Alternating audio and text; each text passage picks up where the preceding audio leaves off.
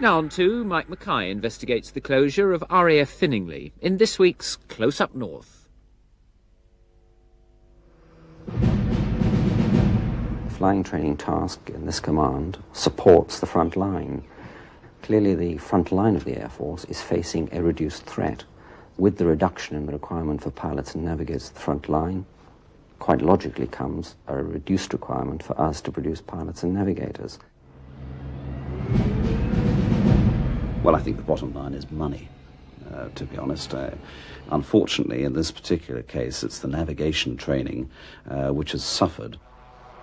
I have no doubt standards of training will not suffer, but our ability to expand rapidly in time of crisis and conflict is put severely at risk.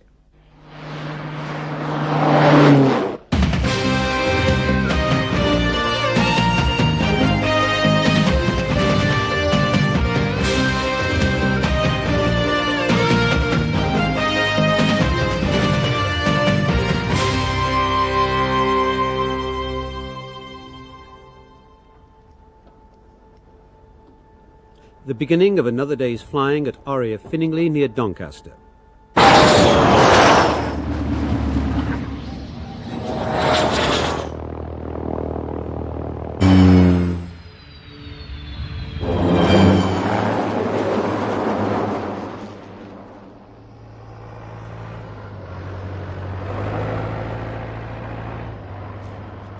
It's graduation day at the busiest station in the RAF. The place where, for the last 25 years, the Air Force has trained its navigators.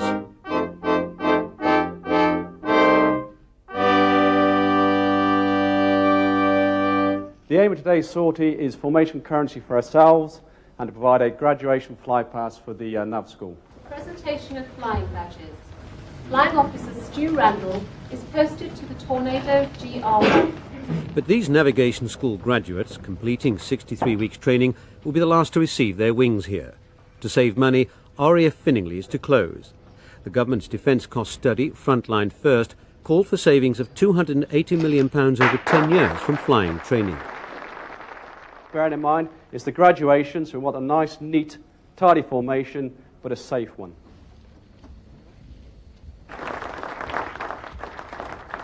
In future, the trainees will be shuttled around the country to different RAF stations for the various stages of their training. Finningley will not be part of the plan.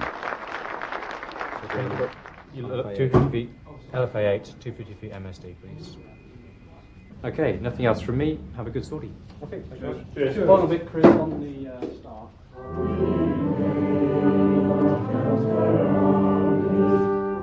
It's all part of a reorganisation which is supposed to leave the RAF's frontline squadrons unaffected. Yet it will bring upheaval to a training system reckoned to be the best in the world, and one which produced the frontline air crews of the Falklands, of the Gulf War, and more recently, Bosnia. Even the senior officers of RAF Training Command concede that the new policy carries risks. Thank you. The future course for the next generation of trainee aircrew is unknowable.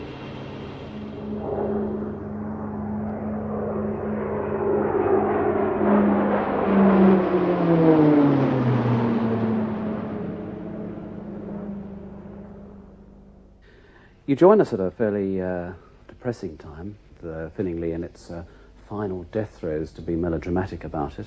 But you join a very busy station, and I took great delight last week at the summer of 1995. The job of closing down RAF Finningley falls to its station commander, Group Captain David Wilby. At the moment, the busiest station in the Royal Air Force. And last year we did 62,000 movements, which was some 15,000 movements more than any other Air Force station. And that put us number 2 to Heathrow in the UK in terms of aircraft movements. So with 84 airplanes, 6 different types, 7 different flying squadrons, and 14 different flying units, it's quite an outfit you're joining. In terms of your course, I think you're going to be the first course that's going to get really buggered around by our new system. By the time the students of Air Navigation Course 437 graduate and reach operational squadrons, the new training system will be up and running. Despite the former Defence Secretary's pledge to leave frontline effectiveness untouched, these navigators will be part of an RAF which, critics say, may not be able to cope with any major conflict in the future. Quite high at the moment.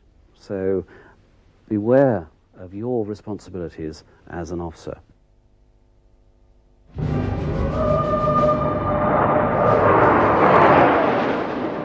Countdown to the final withdrawal of all the principal flying units at Finningley. The gates will close in the spring of '96. The last formal parade echoes 60 years of military flying here. The senior officer in charge of aircrew training, Air Vice Marshal John May, reviews units which are going to be broken up and posted around the country to a diminishing number of airfields. The idea is to make savings by concentrating just one aircraft type at each RAF station.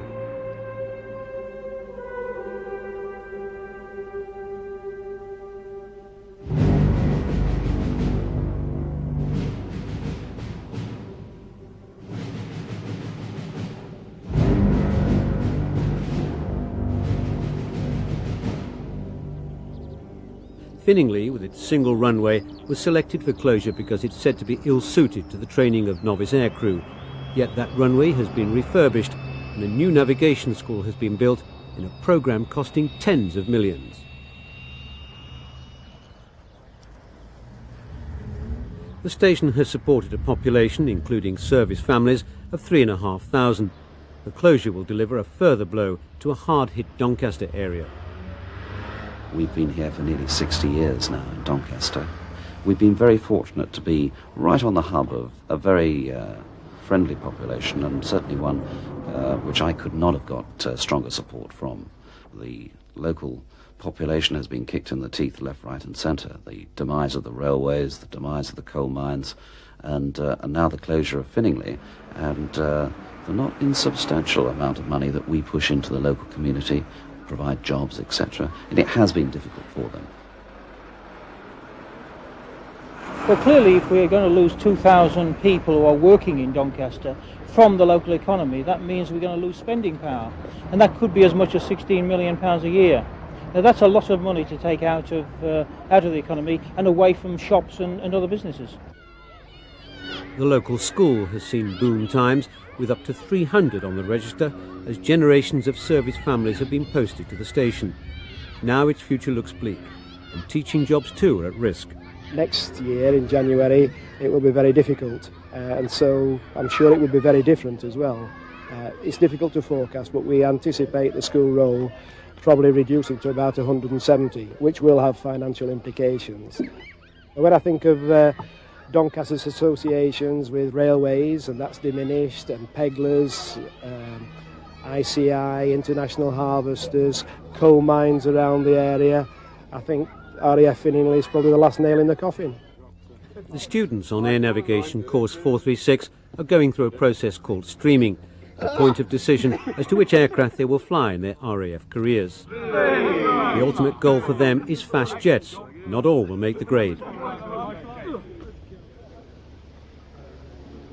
For the last 20 years, RAF Finningley has been the only training school for fast jet backseaters. The route to joining the Top Guns starts in ground school and progresses through more demanding aircraft types and tasks until it comes to this, the final check ride in the Hawk. Flying training here involves a simulated combat mission and is as close as it gets to frontline fast jet flying. If the students pass this test, the next posting will be to an operational unit in Strike Command. Good morning, gentlemen. Time check, 1200 in exactly 5 seconds. 3, 2, 1, hack. Today's trip, sortie aim, a high-low trip with 2 lay-down targets. Call sign is Balsa, and we'll be working stud 8. The crews, Barney and myself, at Balsa 1 in 250. John and Jim, Balsa 2 in 187. Take off 1300, or check in on the reds, hacking on the runway, and re-hacking on the low-level entry points. Here at Finningley, we're colour state blue, runway 21, visibility is good, 10k plus, few cloud at 4,000 feet, light southwesterly winds, taffing blue with a few cloud base at 6,000 feet. We'll be dropping into low level at Berwick upon Tweed before heading south down to the north of Newcastle, then turning right into the target area at Spade Adam for the first target, Approach Kilo correct, put the airdrome in sight. The attack heading is 275. The attack speed is 420 knots for 1 minute and 4 seconds. A laydown attack on a simulated radar site. The number 1 aircraft will be... As well as being a school for navigators, Finningley has provided multi-engine pilot training, and it's the place where the instructors themselves were checked. Having all this activity at the station is seen as a positive strength. Trainees from various courses and at different stages share experience with each other and with the instructors in what's called draw-through. Then south to Ferry Bridge and a standard recovery into Finningley.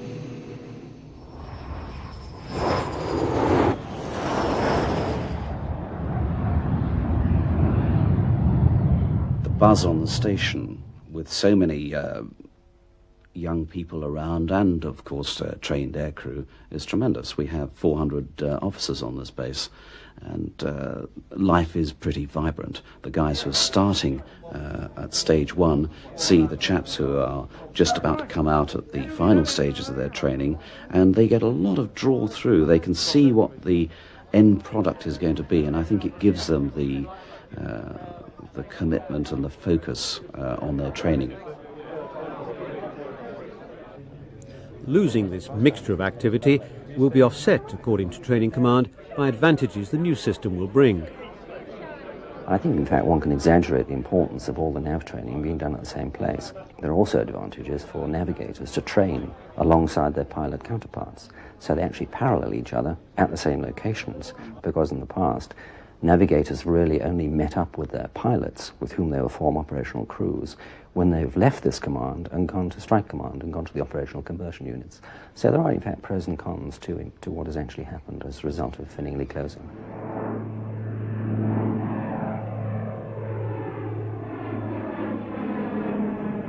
In a controversial effect of the new arrangements, the students will be streamed at a much earlier stage, well before they reach basic flying training. In future, their performance at the university air squadrons will directly affect their career path and determine whether they fly in fast jets or not. Critics say that this puts increased pressure on the trainees, yet some student aircrew are on hold for up to 2 years until suitable opportunities come up for them to finish their training.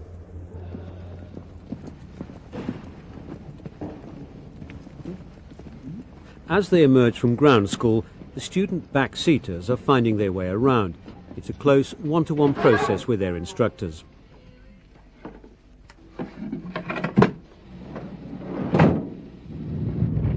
Navigation student Jason Eden and his instructor Neil Cottle set out to go on a training flight. While they're with Finningley's Bulldog and Tucano squadron, the Bats, the students spend at least 21 weeks with the same instructors. Through the early stages of the course, they fly sitting alongside the instructor in the Bulldog aircraft.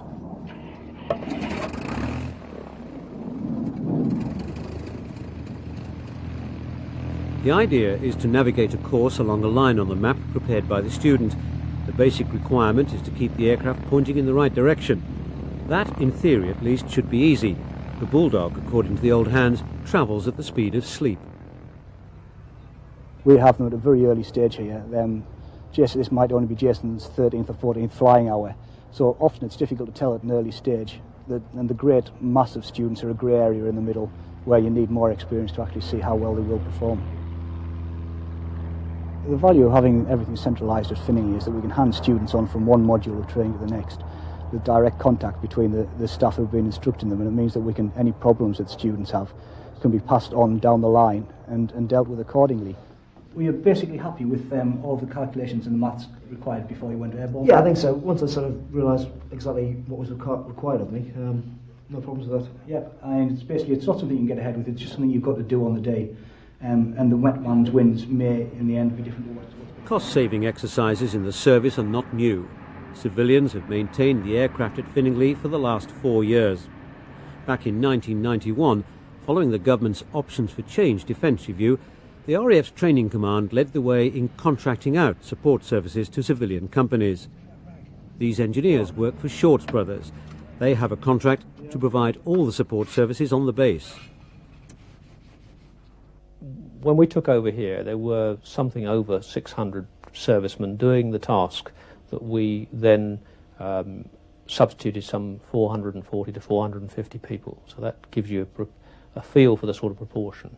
And we've probably, in the intervening years, got that number a little more efficient by introducing a certain element of commercial practice. As a direct effect of Finningley's closure, the majority of this workforce will be made redundant. Unlike service personnel who are used to being posted around, civilians can't afford to uproot to find new work.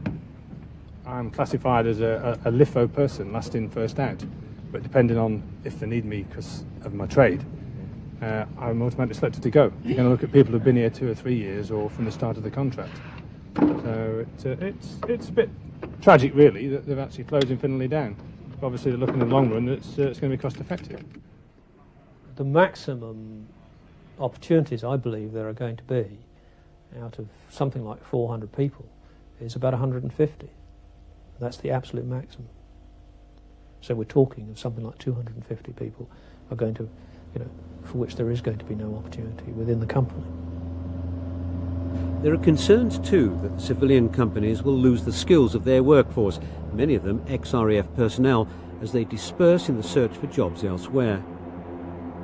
My concern is for the longer term, because a very high proportion of existing civilians are ex-RAF servicemen. But naturally, if you reduce the pool from which this group have been brought, where are you going to look for their successors?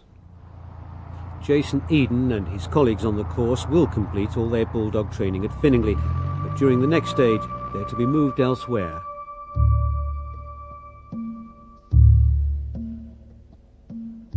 For the next stage, or module, Course 436 will fly in the Tucano. The aircraft will take them up to jet speeds and down to low level. We'll be descending on the Yarmouth, changing soon to the Chatham after the first target, and then onto the Barnsley just before we get to the second target. Navigation student Jim McAreth briefs his instructor Ben James on the flight plan for the next low-level training flight on the Tucano. The squadron will be the first to leave Finningley as part of the changes. The low-level sortie will be routing to the south. In the meantime, a decision has been made about the new home for the Tucano squadron. It's going north.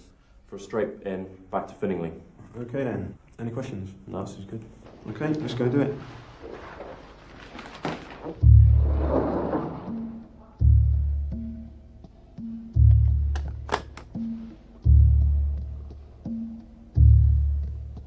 Throughout the summer of 1995, an air of expectancy grows at Finningley. The closure approaches. The students of Course 436 and their instructors have been told that they are to be posted to Topcliffe in North Yorkshire, a relief landing ground for RAF Linton-on-Ouse. The relocation will drive navigator training away from the bustle of Finningley onto a virtually unused field. The move comes at the busiest time for the students. It's easy to see, or very interesting to see, how they progress, even from the sort of rather nervous and timid beginnings when they arrive at the Air Nav School at Finningley. Within about 20 weeks, by the time they leave our squadron, they're already starting to mature into just what we hopefully think is the ideal sort of person we want in the RAF. It starts off that they're very inexperienced, they're very impressionable, they come here with very little time in the air, so you have to guide them through the whole process, really. For want of a better word, you have to mother them through it, particularly to start off with when they do know so little.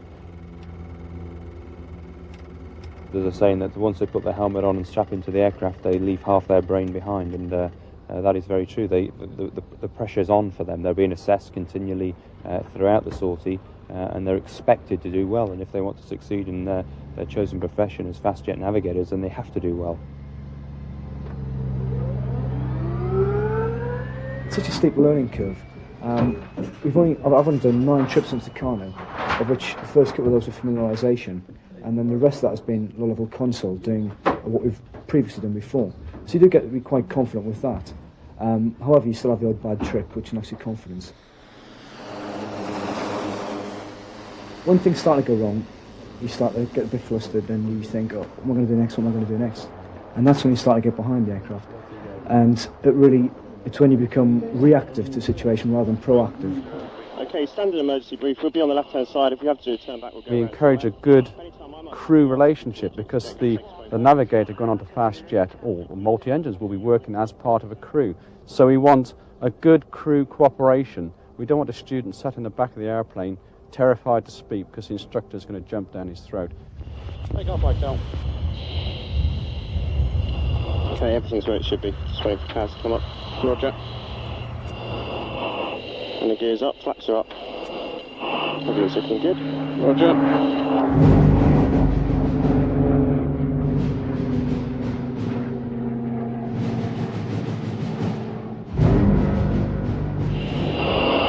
Here we go. Sharp left, I think.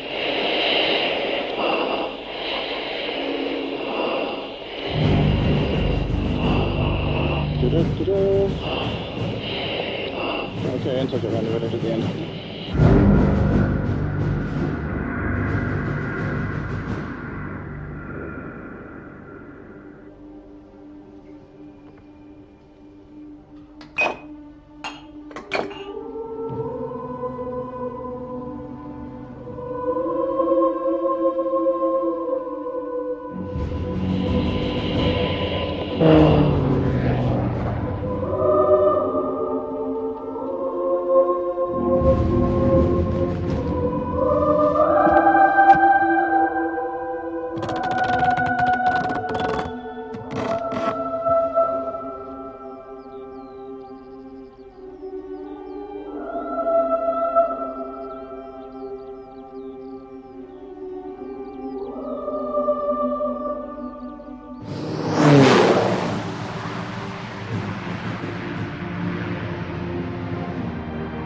The relative quietness of Topcliffe belies its location.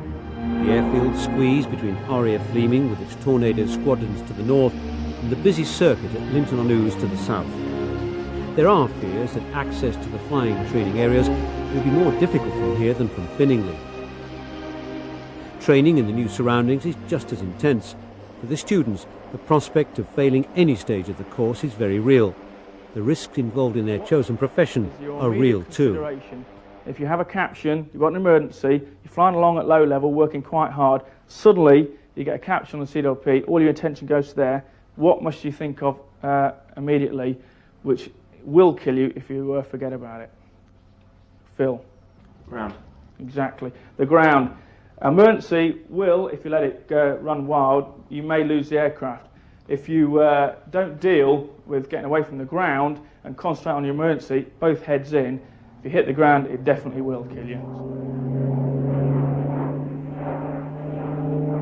There's a sense here of the low-key days of the pre-war RAF. In a move which echoes the flying club atmosphere of that era, the remodelled training regime calls for civilian flying instructors to take over from military pilots.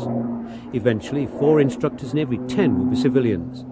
The policy will be cheaper to run, but it's criticised by those who believe in maintaining the flexibility and special ethos created by military instructors with recent frontline experience. I must give you my personal views on that, I think, because inevitably, to train people, you need people who have been there currently. I want my navigation instructors to be people who have just come back from the front line, know exactly what it's about, and can give easily into their job. The employment of civilian instructors, as with civilian ground crew, could well have an impact on future expansion under crisis, because both sets of civilians are under no contract either to work round the clock without overtime. They cannot be compelled to work round the clock in terms of crisis, nor can they be compelled to move away in times of crisis. I'm sure civilians, as we do now, in certain areas, our meteorology is all taught by a civilian Met staff. There are areas where there is a chance for interaction, but on general terms, I think I would be very wary about how much civilianisation I wanted to inject into my training organisation. We have decided, after much consideration, that yes, we can actually introduce a certain element of civilian flying instructors who meet our standards. They must, of course, meet our military standards into certain elements of our flying training, both for pilots and for navigators. I don't think we ever envisaged going towards being a super civilian flying club. We've got to be very careful, obviously, in deciding just how far to go down the road of the balance between civilian and military instruction. And our judgment is that 60-40 basic training will just about do. The problem we got with that, obviously, is you're coming through the gap. Yeah. Jeff Whitehurst, like the other nav instructors here, has logged over 1,000 hours on operational fast jet aircraft. So you need to look at all three options, right? See where your best attack direction is, and then work out a way. It's great satisfaction from taking someone, particularly guys who have never flown before, and taking them and teaching them the basics, and then seeing the end product. Unfortunately, it's one of the things we're going to miss here, in that the end product is going to be at Valley when they graduate. So we'll have to sort of see how that goes. But certainly when we were at Finningley, it was a great satisfaction to see them walk down the aisle to receive their brevet from the air officer at the end of the 15 months course. One of the quirks of the new regime for the Tucano squadron at Topcliffe is that they had to be bussed to and from Linton-on-Ouse morning and night. It's a procedure which eats into the working day.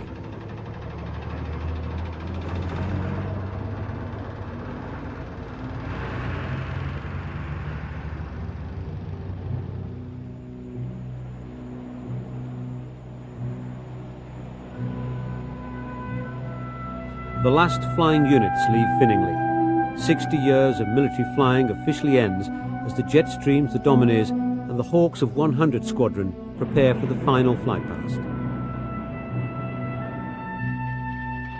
Their departure leaves serious unanswered questions about the RAF's ability to play its part in an uncertain world.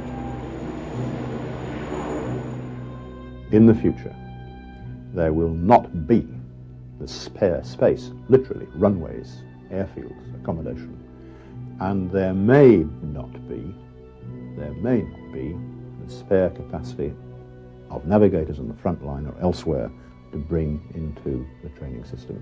Therefore, you have a risk that when you come to a war which is longer than a week or two, I doubt whether the training capacity could be expanded quickly enough to generate the numbers of aircrew required. And that in turn has got to inhibit the British government in foreign policy and choosing how it fights and which wars it gets into. There has to be some kind of risk in reducing our training capability, but really, I suppose it's only when all elements of that new system are actually functioning, which will not actually be till 1997, that we'll really be able to see whether our calculations do actually provide us with some kind of capacity which we assuredly will need to be able to cope with and react to events of this nature.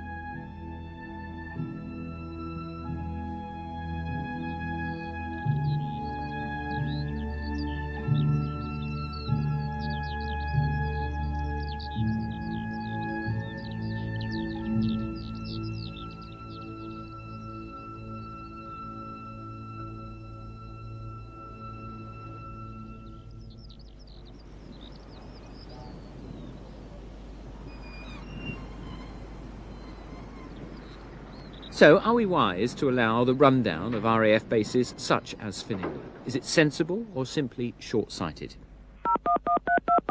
You can have your say in 5 minutes' time on your own BBC local radio station with the Close Up North phone-in. Give us a call on 0113 244 3222. That's Leeds 244 3222, and the lines are open now.